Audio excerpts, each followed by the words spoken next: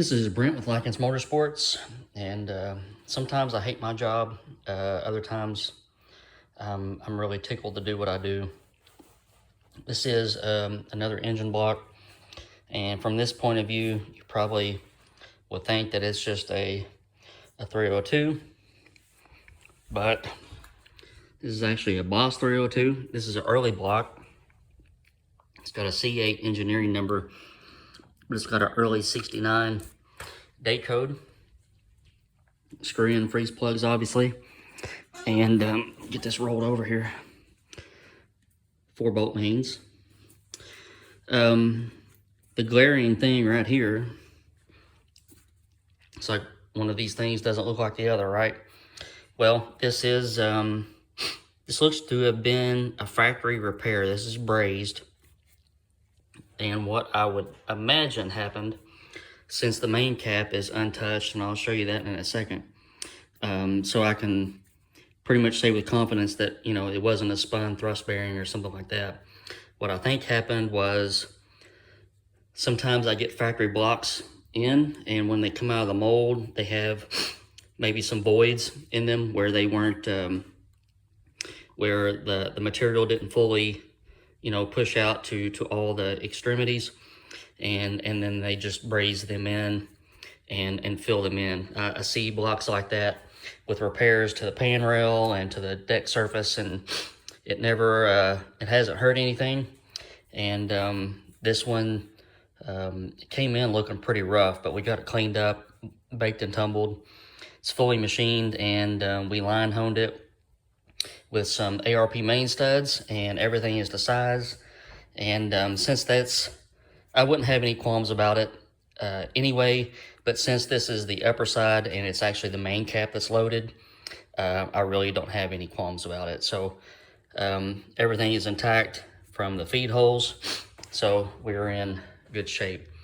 But otherwise, it's a very nice 302 block. It came in at a 4060 bore, and Sonic tested it, and we just honed it to 4070. So it had that much to go, or that much thickness, and then some. So it's a pretty thick block. So before I do a final clean, I've already got cam bearings knocked in.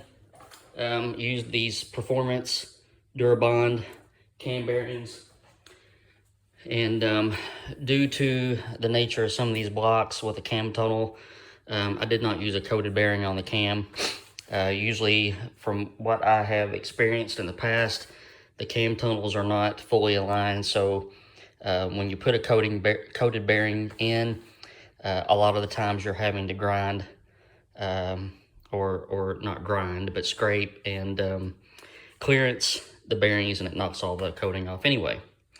So we just put in some performance bearings. They're a little bit wider and a different material, and it'll do just fine. So if you're wondering what this is for, this is the block for our 302 street tunnel port engine. And got pretty much everything I need to order pistons, and the heads are not far behind it, so we'll get those assembled. I got my install heights measured, and the chambers poured, and we're in good shape on those. But we're gonna have an eagle crank with some scat rods and some custom Race Tech pistons, and we'll be using the street tunnel port heads along with one of my hydraulic roller camshafts. And we're gonna use one of the dual 4-barrel dual plane intakes that these engines were available with. So already got the cam bearings knocked in. I have fitted the cam. Everything turns very smoothly there. I've done some clearance work around the sharp edges on the drains, and have chamfered the drain holes, and I've done my crossover work to make that smooth.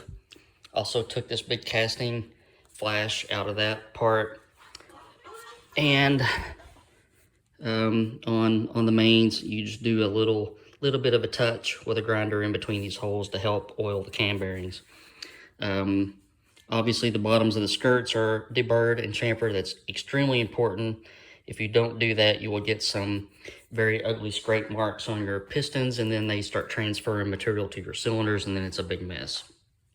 But Oh yeah, oil pump flange worked, gasket matched that, and then took out that 90-degree at the bottom. So at this point, all the detail work is done. I'm going to get it final washed and throw some paint on it, get it all detailed up, and then we'll start checking our main bearing clearances. So as I mentioned, here is the thrust bearing cap. It is untouched. So this is the way the block came, and as far as I know, it was running. So I'm thinking that this was, it's obviously not a spun bearing, but just a factory repair, which will be just fine. Very thick, beefy main caps on these Boss blocks, and they're doweled, which makes everything really nice, and it will hold the horsepower that we're going to make and then some. All right, so we are fast forwarded several hours later. Block has been thoroughly cleaned. I think I mentioned it in past videos, but after a jet wash, I take a pump with some lacquer thinner and shoot it through all the galleries after running a brush through, and I do that through every gallery. So these two up the oil filter passages, the main bearing, feed holes, the cam bearings, the whole shooting match, and pump solvent through that to make sure there are no contaminants left over from any of the previous machining processes or the previous cleaning processes. So it's cleaned. We've got a nice coat of VHT ceramic satin black. Mr. Mark said he wanted it black, so it's going to be black. Next is I'm going to put all the gallery plugs in. So one behind the distributor, which is your lifter gallery on the driver's side, lifter gallery on the passenger side, main oil gallery. These blocks are priority mains from the get-go, so they will oil the mains first. So that gets a plug, soft plug here, and what you want to do is I usually measure my plug, just measure the thickness of it, and then compare that to what you got going on here. Just make that a habit. No matter if you're used to just driving in the same plugs all day long, if you've done it 100 times in a row, always check it. If you get into the habit of checking things, then you won't miss something that's not right from the factory or whatever. You don't want to take a chance of blocking off oil feeds. We also have 3 plugs in the back, which are the other ends of the ones I just showed in the front. Those get thread sealant. And then you have your, where am I? I'm right here. This hole is water and the other side's water. So those get thread sealant as well. Then we can put our head dowels in, and I'll probably go ahead and stick my camshaft in there. I have a small shop. I'm running out of room very quickly, so I'm going to clean the camshaft. I've already checked cam bearing clearance, oil clearance. You mark the outside of the journals, take your bore gauge, check your clearances. Those are in excellent shape. Cam, I've already test fitted. It spins like butter, and whatever butter spins like, you can imagine. And then I'll get my thrust plate on, and I've also already checked some bearing clearances. So let's talk about this real quick. Here's our crankshaft that we're going to use. It is an Eagle 3-inch stroke, so this engine will be 312 cubic inches. Mr. Mark and I had lengthy discussions about what we wanted to do with this engine, and he said he would like to kind of see what a factory displacement with the street tunnel port heads would do. So that's what we're going to do. So this is an Eagle 3-inch stroke crank. I've already mic'd a couple of the journals, and amazingly, it's within the 10th. You check at 90 degrees to each other, check taper. So it appears to be ground very well. I have the only bearings I had encoded on the shelf were standard bearings, and the clearance was too tight. So I am on bearings right now are hard to get, especially cam bearings, but I'm gonna have to search various sources for some extra clearance main bearings, and I think we'll have to do a little bit of touch polishing, a few tenths to get the clearance we want. I'm on the floor. Let's see. I guess I can get up off the floor, but here's the rods we're going to use. These are Scat 5/400 length with a 7/16 cap screw in the 2123 factory Ford 302 rod journal. I've also checked a clearance on this rod, and in the same token, I only had extra clearance coated bearings, and we were at about 2.5 thousandths. So I'm going to try to find some standard coated bearings so that we can mix and match and get our rod bearing clearance down to about 2, which is where I want to be on that. And I would like to see the main bearings between 2 and 2.5. So I always use coated bearings there whenever possible. And we'll probably run this engine on 5W30 oil, and going to make this a little hot rod. So I'm going to put all that junk up, and I'm going to get our plugs in, and then we'll go from there. All right, so here's what I mean about the plug thicknesses. If you take the thickness of that little cut plug right there, you can use your depth gauge part of your calipers and put it. I usually set those plugs in right about flush with this little recessed surface, and if I do that, then the plug isn't going to extend down into our feed. If it did, it wouldn't really hurt anything anyway. That's a lot of oil going through there, but we're gonna drive it down flush.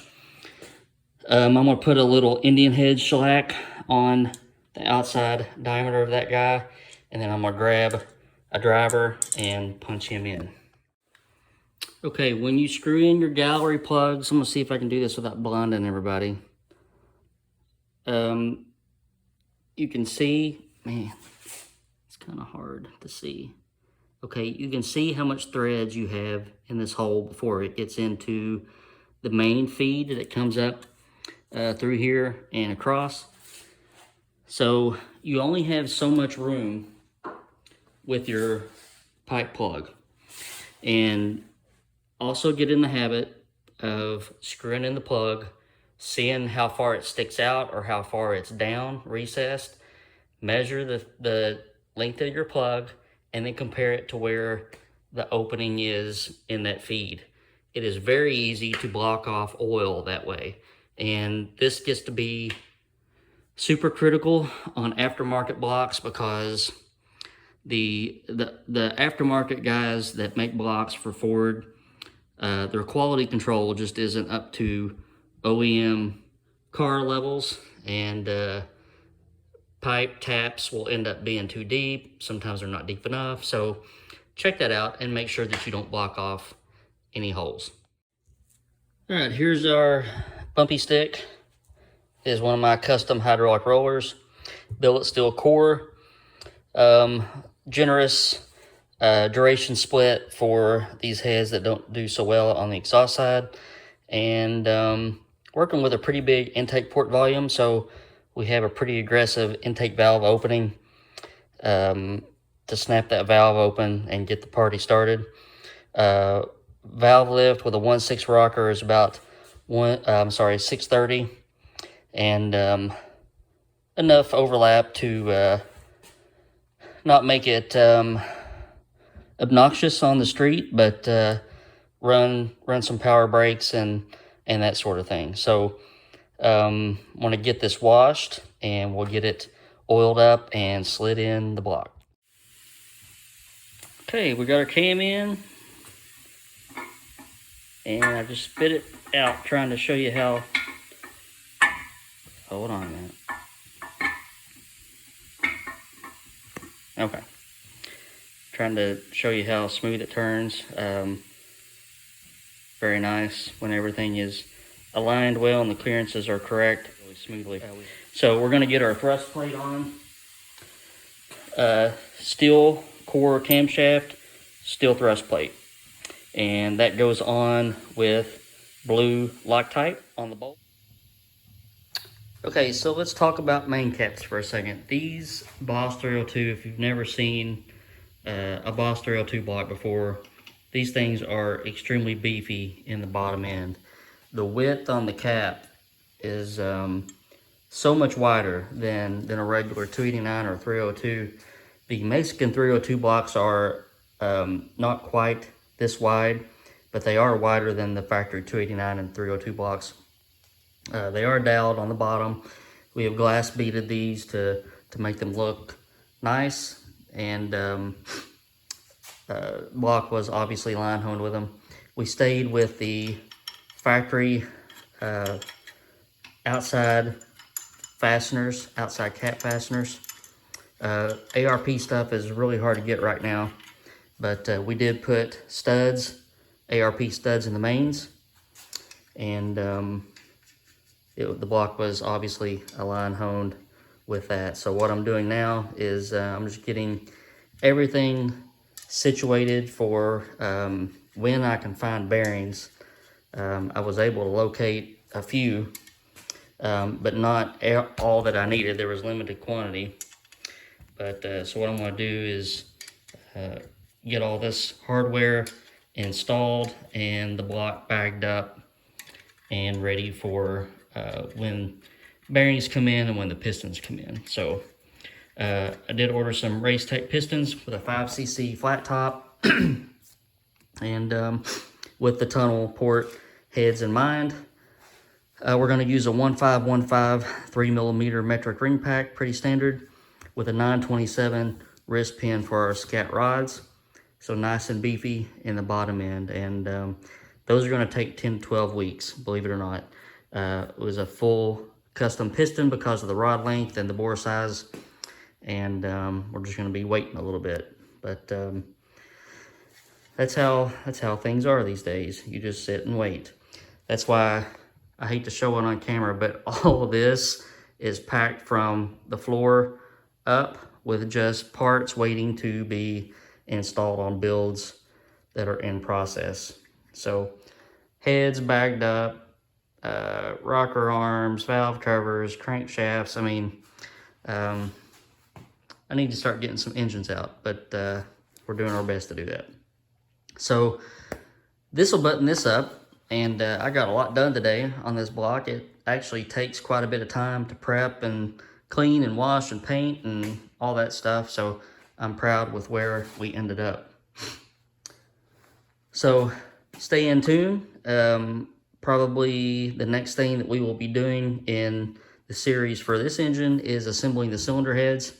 They are getting, they will get bronze valve guides, 11/32. I did get some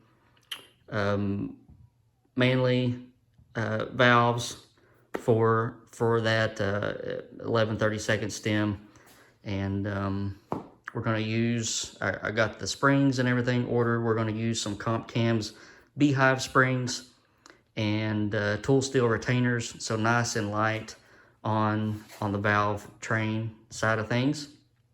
ARP rocker arm studs, and I got some AFR adjustable guide plates. Since we are dealing with a tunnel port, I want to be able to position the push rods and the push rod tubes in the heads. So we're making progress.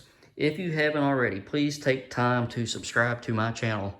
I deal only with Fords here. So I'm a Ford engine builder. You never know what's going to come through the shop. Small block Ford, FE, a lot of FEs, a lot of small blocks. Done some modular stuff, big block Ford pulling truck motors, Boss 9 stuff. I've done a little bit of everything. So stay tuned so that you don't miss out. Hit that like button, hit that subscribe button. Help me out a little bit. All right, guys. Hope you have a good weekend. Hope you enjoyed the video.